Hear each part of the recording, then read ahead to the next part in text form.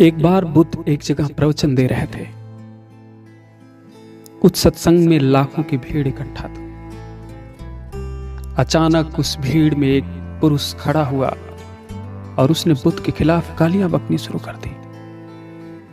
लोग बहुत रोकने का प्रयास कर रहे थे, वो रुक ही नहीं रहा था, उल्टे सीधे कहे जा रहा था। अंत में बुद्ध ने कहा उसे बोलने दो, आप लोग शांत हो जाइए। और वो इतना चिल्ला रहा था, इतना बोल रहा था, इतनी गालियां दे रहा था कि बर्दाश्त नहीं हो रहा होगा लोगों को। अंत में वो इससे भी संतुष्ट नहीं हुआ और वो बुद्ध के पास गया। उसने और गालियां बकी, बहुत गालियां दी और अंत में उसने बुद्ध के ऊपर थूक दिया। बुद्ध के बगल खड़े उनके शिष्य आनंद को क्रोध आ गया। वो मारने के लिए दौड़े, बुद्ध ने मना किया, कहा मत मारो इसे। आनंद ने कहा कि आपका अपमान कर रहा है, आपको गालियां दे रहा है, इसने आपके ऊपर थूक दिया, आपके शरीर को अशुद्ध कर दिया, आपका अपमान किया है, लाखों के बीच आपको गालियां दी हैं और आप कह रहे हैं इसे मत मारिए, इसे छोड़ दीजिए, मुझे आदेश दीजिए, मैं इसे मारूंगा, मैं इसे दंडित करूंगा क्योंकि इसने हमारे गुरु का अपमान किया है। बुद्ध को हंसी आ गई। बुद्ध ने कहा ये मारे जाने लायक नहीं है, इसे दंड दिए जाने लायक नहीं है, ये दंडित नहीं किया जाने लायक है, इसके ऊपर तो मुझे दया आती है। ये दया का पात्र है क्योंकि इसके अंदर इतना ज्यादा क्रोध, इतनी ज्यादा ईर्ष्या, इतना ज्यादा द्वेष भरा था, जिसको ये अभिव्यक्त नहीं कर पा रहा था, जिसको ये प्रदर्शित नहीं कर पा रहा था। इसीलिए इतना ज्यादा ये उद्विग्न हो उठा। अचानक प्रवचन में खड़ा हो गया, गालियां देने लगा, उससे भी इसका क्रोध बाहर नहीं आ सका। फिर ये मेरे पास आया, इसने थूक दिया और इससे भी बात नहीं बनी। फिर ये हाथ पैर मारने लगा और अंत में थक करके शांत हो गया। दया आती है मुझ पे कि अपनी बात न कह पाने की वजह से,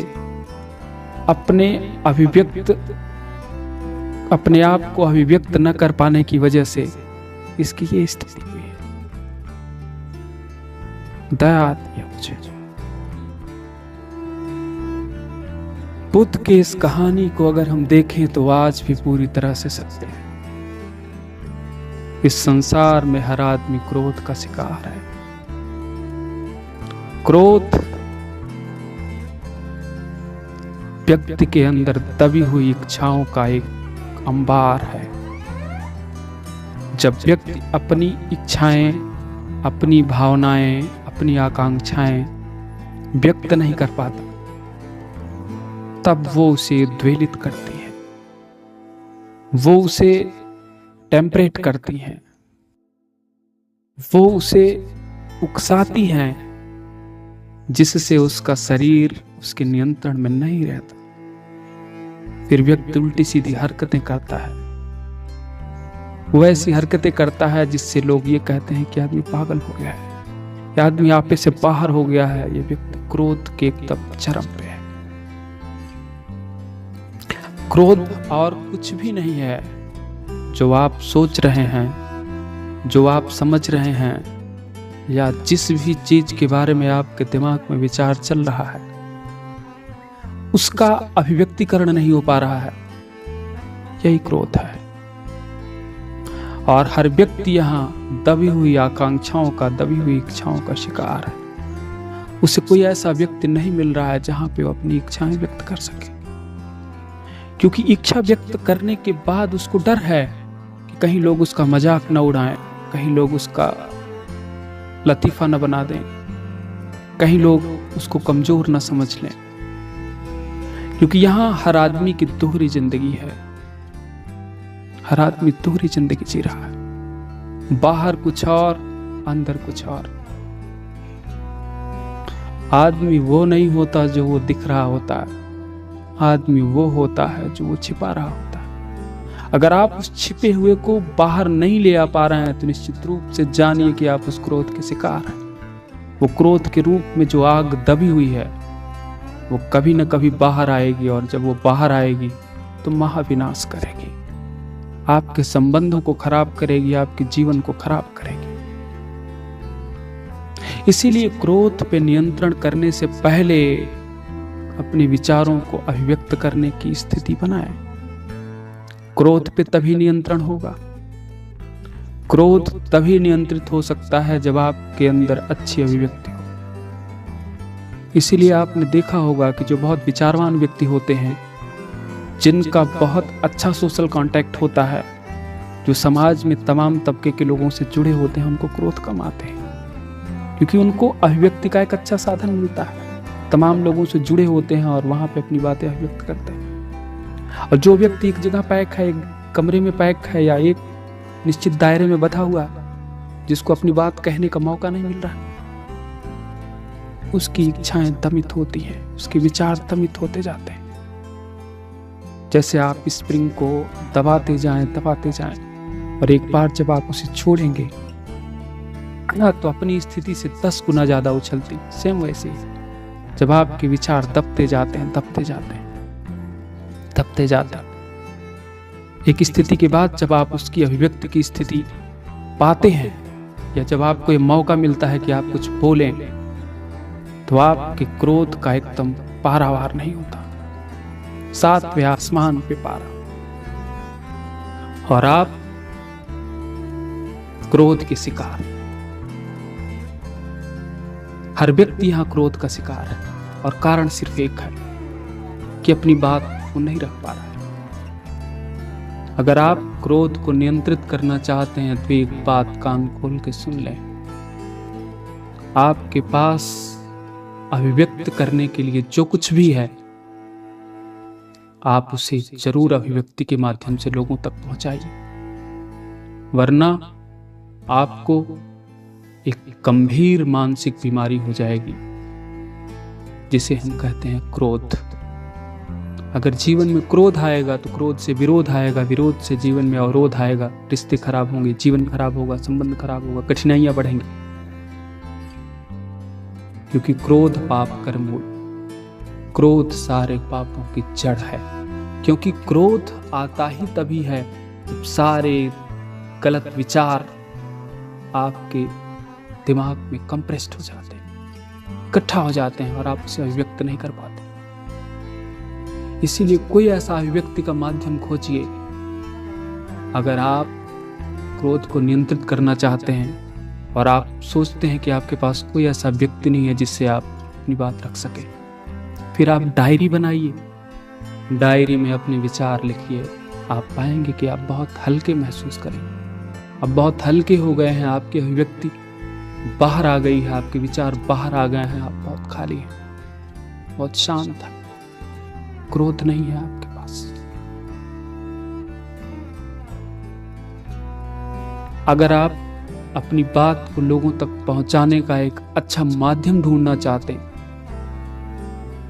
तो लोगों से संपर्क करिए, लोगों से मिलिए, लोगों से अपनी बातें रखिए, उसको छिपाइए मत, वरना आपको जीवन में गंभीर समस्याएं मिलेंगी। आज के समय में जितनी भी मानसिक बीमारियां हो रही हैं उसका सिर्फ एक बहुत बड़ा कारण है, वो कारण है हमारा क्रोध। और क्रोध का कारण है हमारा छिपाना, हमारा छिपना, स्वयं को लोगों से छिपाना कि कहीं कोई हमें जान न ले कि हम असली में क्या है।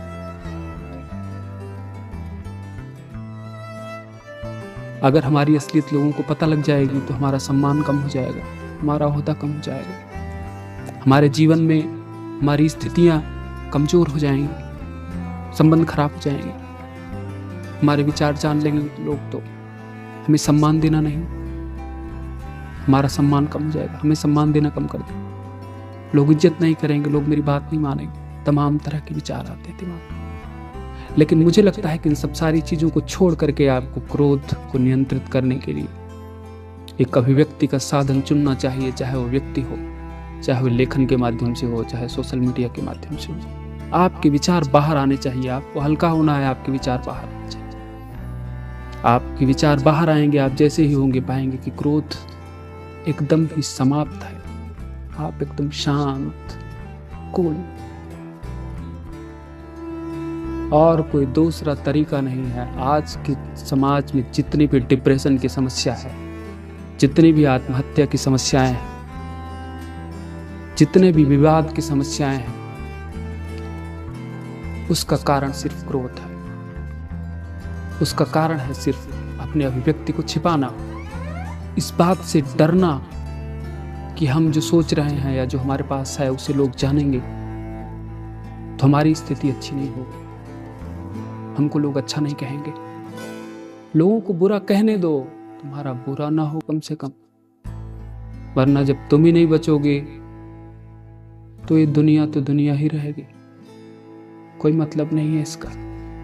याद रखना, जब तक तुम हो तभी तक ये दुनिया तुम्हारे साथ है, वरना दुनिया दुनिया ही रहेगी, तुम कहीं और दुनिया में पहुंच जाओगे। इसीलिए इस विचार को हृदयंगम कर लें, हृदय में रख लें कि क्रोध सारे समस्याओं की जड़ है और उससे बचने का सिर्फ एक उपाय है। आप अपने आप को अभिव्यक्त करिए, आप अपने विचारों को रखिए, अपने आप को हल्का कीजिए, शांत करिए, और आप पाएंगे कि एकाएक आप बहुत बड़ी समस्या से निजात पा गए। आपके व्यवहार में एकाएक बहुत बड़ा परिवर्तन आ गया, और वो बड़ा परिवर्तन है आपके क्रोध का नियंत्रण। आपके व्यक्तित्व में एक अलग निखार आ गया है, अलग स्थायित्व आ गया है, अलग स्टेबिलिटी आ गई है। मुझे लगता है कि आपको ये वीडियो अच्छा लगा होगा। अगर अच्छा लगा हो आप हमारे चैनल को सब्सक्राइब करिए, लाइक करिए, शेयर करिए, ताकि आपको सबसे पहले हमारी वीडियो प्राप्त हो सके। और आप हमसे जुड़िए। सहयोग करने के लिए और सुनने के लिए आपको धन्यवाद। मिलते हैं अगले वीडियो में।